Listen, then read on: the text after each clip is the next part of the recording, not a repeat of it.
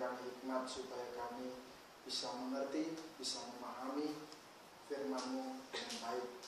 Di dalam nama Tuhan Yesus Kristus kami berdoa. Amin. Baik, kita malam ini berbicara tentang ibadah pelepasan. Ini malah terjadi ibadah pelepasan.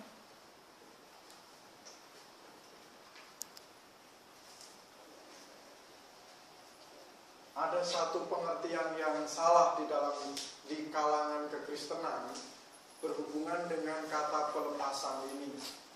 Jadi ini marak terjadi ketika orang-orang Kristen mengadakan satu ibadah khusus untuk pelepasan. Nah, ini yang akan kita clearkan malam ini, satu tema berhubungan dengan ibadah pelepasan. Banyak orang Kristen sekarang seolah-olah seperti bergaya, seperti seolah-olah dia sanggup untuk mengusir setan. Ditumpangin tangan, nama Yesus, keluar, kan begitu kadang-kadang ya. Kita lihat kan bahkan di tayangan YouTube itu banyak sekali orang-orang Kristen itu bergaya seolah-olah dia penuh kuasa.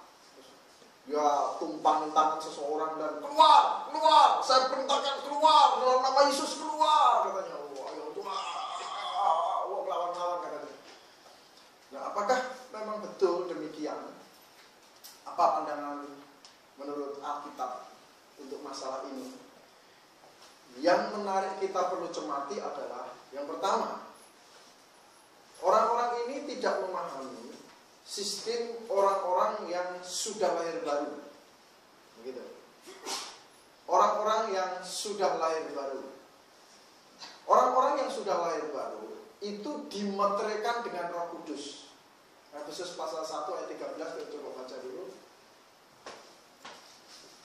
Efesus pasal 1 ayat 13. Jadi orang-orang yang percaya kepada Yesus, orang-orang yang sudah lahir baru itu memiliki Roh Kudus. Atau Roh Kudus ada di dalam hati mereka. Coba baca, kita baca Efesus 1 ayat 13. Efesus pasal 1 ayat yang ke-13.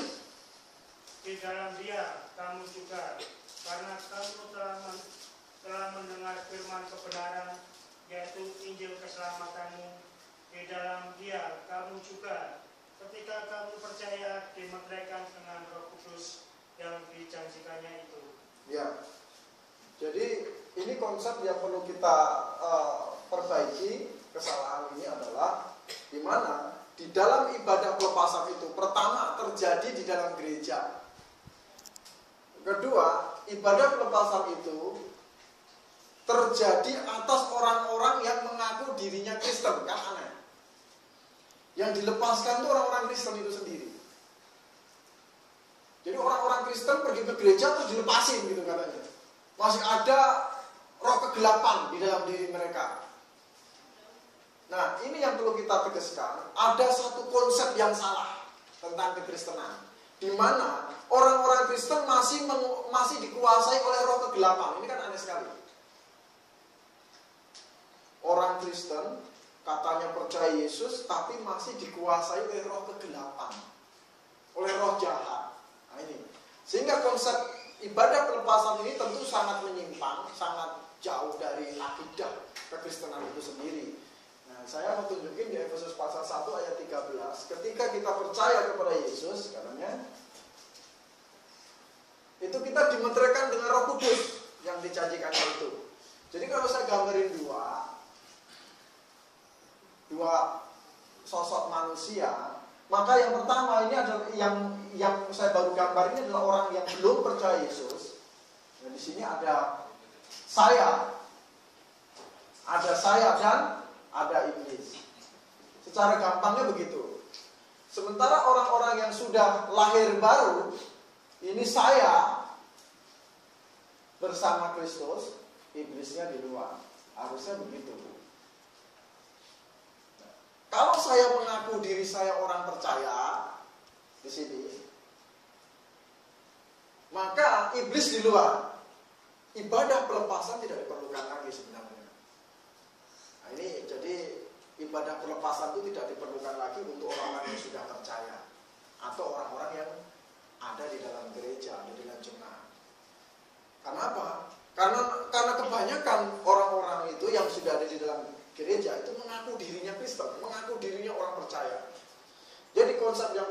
kita benarkan adalah yang pertama, orang yang sudah percaya kepada Yesus itu di dalam hatinya itu ada Roh Kudus.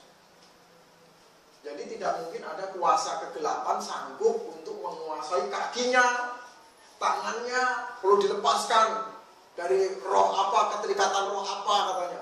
Banyak ikatan-ikatan roh katanya. Roh ini, roh itu, roh ini, roh itu. Banyak sekali ikatan-ikatan roh yang mereka namakan roh apa, roh apa, roh apa. Kalau saya lihat tayangan di YouTube itu terjadi di sebuah satu kebaktian di persekutuan jemaat begitu. Tahu ada satu orang itu lepas baju dan teriak-teriak, wah, terus seolah-olah beberapa hamba Tuhan berkumpul dan mereka teriakkan, lepas, keluar, dalam nama Yesus keluar, katanya, wah, seolah-olah hebat sekali. Saya bilang ini satu konsep yang salah. Ini orang-orang yang tidak mengenal Tuhan sebenarnya. Dimana di luar sana mereka lakukan hal yang sama. Tapi kalau orang-orang yang percaya kepada Yesus itu sudah jelas, katanya orang-orang yang sudah lahir baru, dia dimeteraikan dengan Roh Kudus itu nggak mungkin ada perlu dilepaskan lagi. Saya tidak perlu dilepaskan lagi. Apa yang perlu dilepaskan dari saya?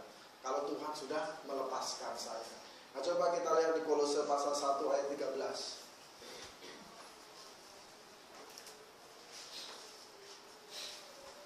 Kolose pasal 1 ayat 13. Kolose pasal pertama ayat yang ke-13.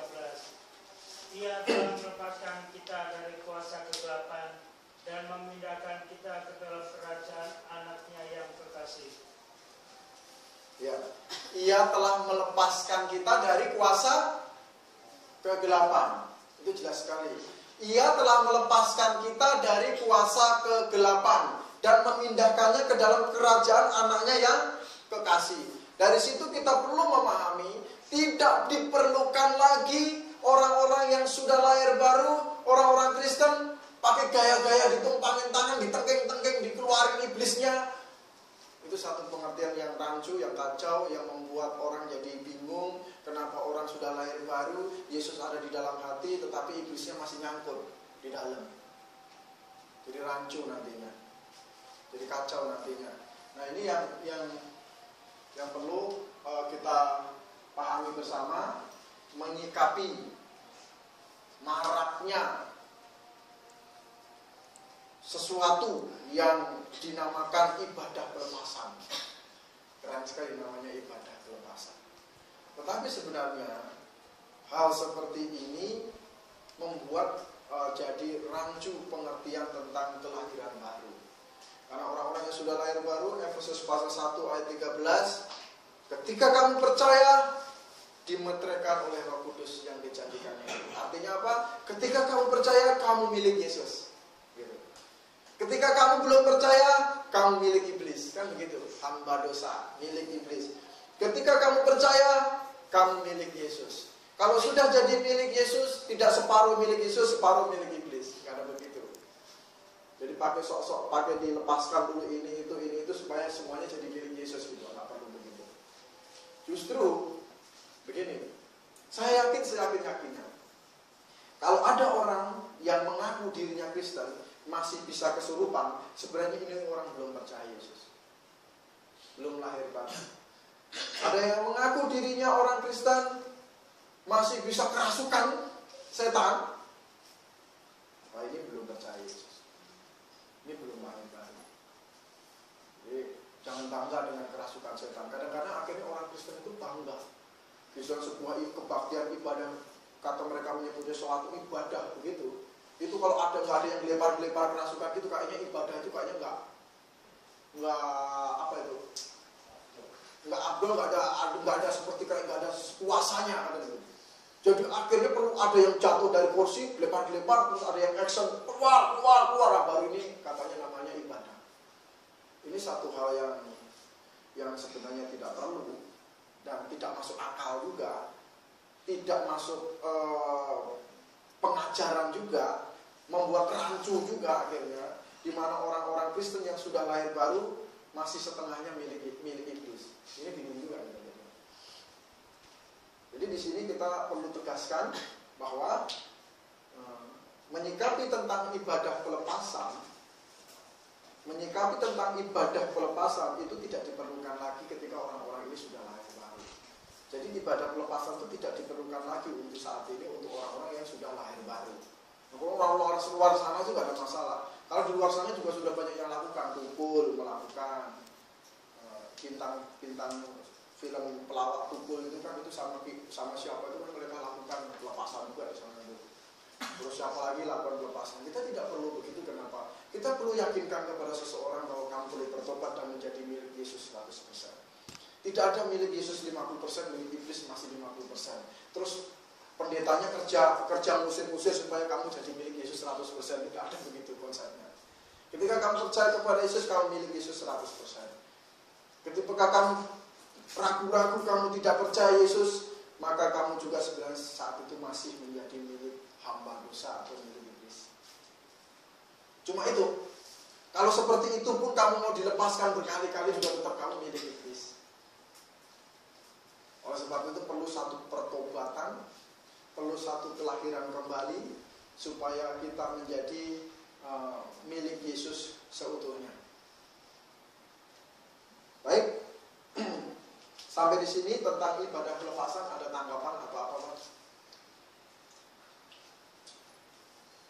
Tentang ibadah pelepasan, mengusir setan, ini hubungannya ke minggu yang lalu kita sudah bahas tentang 3 paket, mengadakan mujizat, mengusir setan dan lain sebagainya. Sekarang kita mempelajari tentang ibadah pelepasan, itu juga tentang hal mengusir setan. Ada? Kalau tidak ada, Sunday School kita saya tutup sampai di sini.